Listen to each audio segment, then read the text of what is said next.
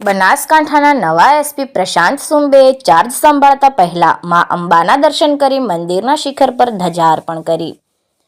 બનાસકાંઠા જિલ્લામાં નવા એસપી તરીકે પ્રશાંત સુંબેની નિમણૂક કરાઈ છે, ત્યારે બનાસકાંઠા જિલ્લાના નવા જિલ્લા પોલીસ અધિક્ષક પ્રશાંત સુંબેએ જિલ્લાના એસપી તરીકેનો ચાર્જ સંભાળતા પહેલા આજે વહેલી સવારે તેઓ મા અંબાના ધામમાં અંબાજી ખાતે પહોંચ્યા હતા અને મા અંબાના દર્શન કરી મંદિરના શિખર પર ધજા અર્પણ કરી હતી।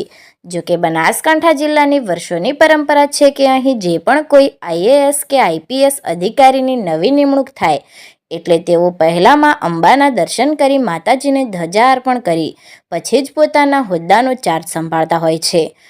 ત્યારે આ પરંપરાને બનાસકાંઠા જિલ્લાના નવા એસપી પ્રશાંત સુંબેએ પણ જાળવી રાખી આજે મા અંબાના સાનિધ્યમાં પહોંચ્યા હતા અને મા અંબાના આશીર્વાદ લીધા હતા। જો કે આ પ્રસંગે પોલીસ વિભાગ સહિત અંબાજી મંદિર ટ્રસ્ટના પદાધિકારીઓ દ્વારા એસપી પ્રશાંત સુંબેનું સન્માનપૂર્વક સ્વાગત કરવામાં આવ્યું હતું।